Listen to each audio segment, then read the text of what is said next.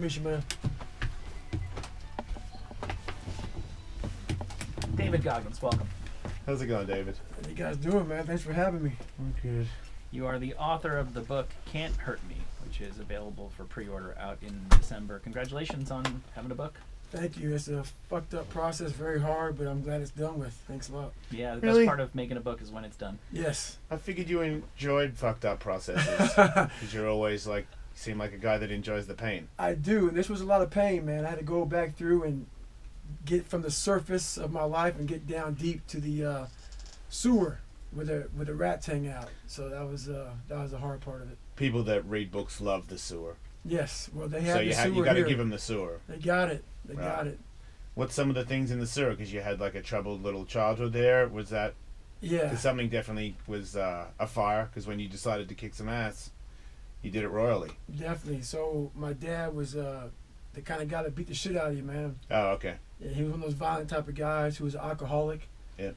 And daily beatings for no reason at all. He's just drunk, and whatever demons he had, he made sure to unleash him on you and my brother and my mom. So I came up that way until I was about 8 years old. And at 8 years old, we moved to a small town in Brazil, Indiana. Having a fucked up foundation like I did in Buffalo, going to Brazil wasn't a good time, man. So Brazil has about 5 black families. The Klan marched in the 4th of July parade in 1995. Wait, in Brazil there's a clan? Brazil, Indiana. Brazil, Indiana. Indiana. I'm like, That's what right. Yeah, not the other You Brazil. just said Brazil was. I'm like, sorry, I didn't know there was another Brazil that was tough. Yeah. Brazil, Indiana. So Okay. it's about maybe 8,000 to 10,000 people there. Not many black people, and that also did some damage on me. Right. So- Yeah, it's when you don't see it, or you only see it in a movie, then you don't believe it until Right. it's actually right up in your face, and then you're like, wow, there's people out there that do that. Right. So So- we have pictures in the book of cross burnings about 15 miles from my house, 1995 November, just to give people some proof of how fucked up shit was out there. And I also had a severe learning disability. I don't know if I really did or not. They diagnosed me with one. They said Oh, I okay. had one. I think it was toxic stress, man. Period. Dot. Coming Yeah. up, seeing what I saw, as a young kid, my mind didn't, the foundation, how the structure of the brain, things didn't, kind of come together quite right. It was used to turmoil and torture, versus being that little kid playing ball and shit. Yeah. So then you kind of got a little bit fat when you became an adult. Yeah, so I went from about 175, and when I got out of the Air Force at about 23, 24. Okay, so you were in the Air Force. Right, so That's I was interesting, right? yeah. Because it's not as if things went to shit and then you dug your way out of it.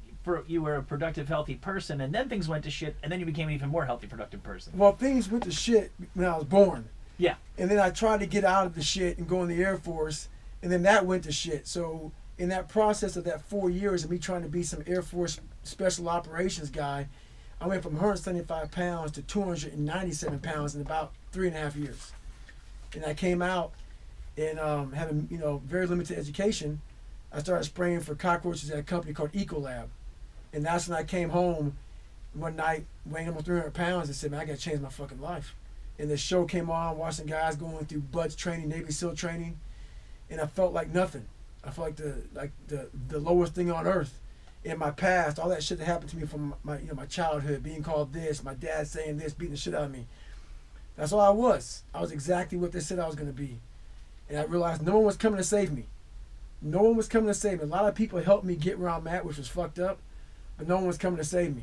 So I had to save myself, and that's where it started. I lost 106 pounds in less than 3 months. That sounds unhealthy. It's fucking very unhealthy. But so was my whole life up to then. So I had to do the same. So whatever my life. Wait, how'd you lose the weight? Wait, when you lost that drastic amount of weight, you didn't do it from like not eating, right? Well, I ate very little because you can't eat too much to lose that weight that fast. Yeah. What, did you just immediately started running? No, not immediately because I was so fat. Oh, you couldn't run, to just So- walking. Literally, my first run was a quarter mile. Okay. And I had the idea, I'm going to run fucking 4 miles. Yeah. So I put my shit on, I started running, and I ran a quarter mile, walked back home. Right. Sat on the couch, said, man, I can't do this. Yeah. And over a period of time, man, just kind of chipping away at myself. Just keep running every day. Just chipping away. And so I couldn't run that much, so I biked a lot. Okay. And I swam Maybe a less lot. impact too when you're bigger. That's right. And then I lost about 40 pounds. Okay. I was able to start running. Okay. So it was a process, but the process went I mean, I literally had to earn everything. We training angry way back then. You know what? I wasn't so much training angry. I was training scared. I realized Scared of what? Scared of not being anything. Oh, okay. Scared of not being anything. Scared of being a 300-pound guy that sprayed for cockroaches his whole life. Once you realized that was the shoes you were walking around in that scared the shit out of you, and you weren't prepared to walk around in them any longer. No, I didn't want to walk around them any longer. Good for you. Yeah, it was a fucked up feeling looking in that mirror and not being able to lie to yourself anymore. You realize most people don't get that that wake up call. You know what I mean? Because Oh. I feel like you just sound like every other person until. You know, Right. like, look, I'm not saying that when people do crazy shit in your childhood, when you have to. I'm not a black man. I haven't had people fucking burn crosses in my backyard. Right. I can't even act like I would know what that's like. But I've had some shit happen to me and my kid when I was a kid, and I can understand how you would want to. You know what I mean? Like I got to prove something, but Right. when you just. Like that ain't so bad to be a 300-pound guy who's it's like that's No. at the end of your life, but for you, There's a lot something more. right, something else was There's like a lot more than being black. It's a lot more than crosses. A lot more than being 300 pounds. A lot more than having learned disability. A lot more than my dad kicked my ass. It was all that shit kind of compounded into one pile of fuck. But right that day, from then on, you did not fuck up and go one step backwards one time, or did you? No, pretty much from that point forward in the Air Force, when I thought I figured it out, I went back. Obviously, it was when I was 300 pounds. All right. But from that point forward, I ended up going through 3 Navy SEAL Hell Weeks in 1 year, which was never done before. And when you do that, because I saw that, are you trying to? What's your point of like you trying to desecrate everybody else in the armed forces? Like what's your deal there? Because you didn't have to do that. That doesn't. Well, I had to do that, but Did you just sense that you could do that and nobody else? It was that easy for you to do the other one? I had to go through the 3 Hell Weeks because basically out of the 70 plus years, I was only the 36th black guy to make it through Navy SEAL training.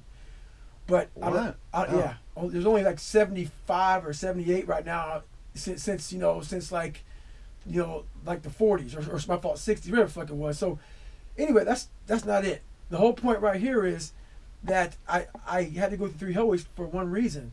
There was like 2 years where they made you start from day one. Like there's an old crusty CO, and no matter where you were at in training, he made you start from day one. And then that's how the whole thing fucking happened. And so I would get, so we started on Sunday, Hell Week started on Sunday, in on Friday. Yeah. I get to Wednesday, I get fucking injured.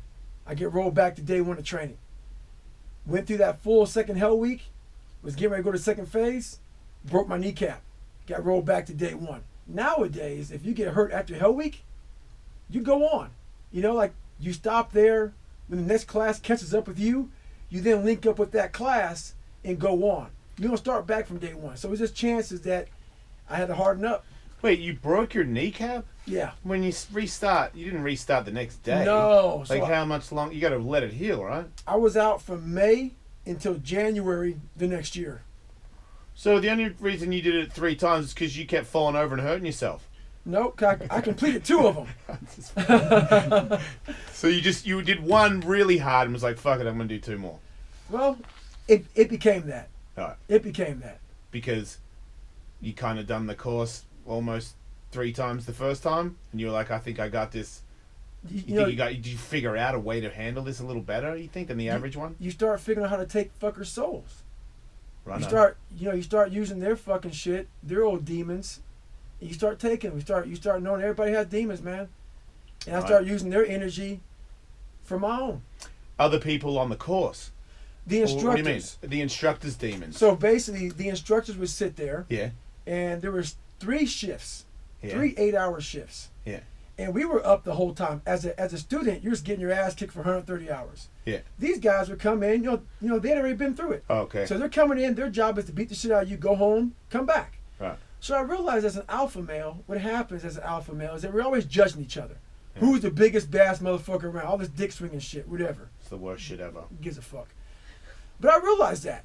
As an insecure guy, I realized, man, these alpha males, man, these motherfuckers, they always trying to push themselves. So I realized all Navy SEALs are alpha males. How you heard of alpha males are always judging themselves. All right, this guy here seems like a badass. Let me see how bad he is.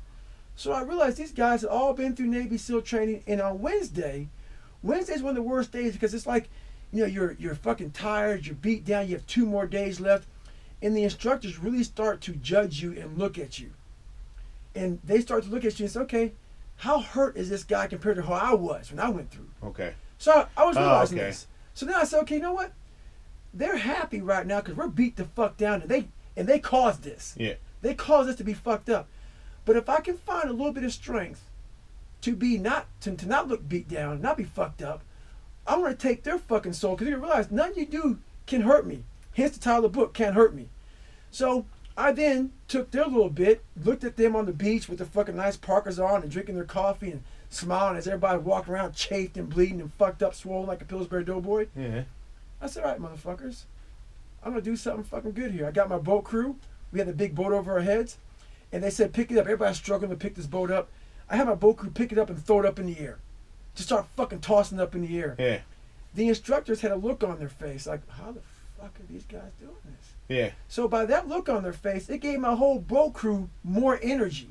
Yeah. And I owned real estate in their fucking head. So when they went home that night to fuck their wives, I bet it didn't happen. Man, you guys are aggressive with the wife fucking sometimes, but I respect that. But so what about when everybody else is lifting that thing up? Like, you're understanding your concept of why that got you motivated, but what about if I'm in your group and you're like, hey man, fucking get this thing up here, it's gonna piss off I'd be like, what if I'm too dumb to understand that concept? And I'm just like, dude, I don't want to lift it up anymore. I'm sore, it's Wednesday. It's contagious. Oh, okay. All It's right. contagious. Okay. All right. So when you got one guy Yeah. who's that fucking fired up, it's contagious. Right. So you have this theory, and I'm guessing this is around the time you started cultivating this theory that people just don't live up to their full potential. Right, I call it the 40% rule. Okay, and what made you conceive of that?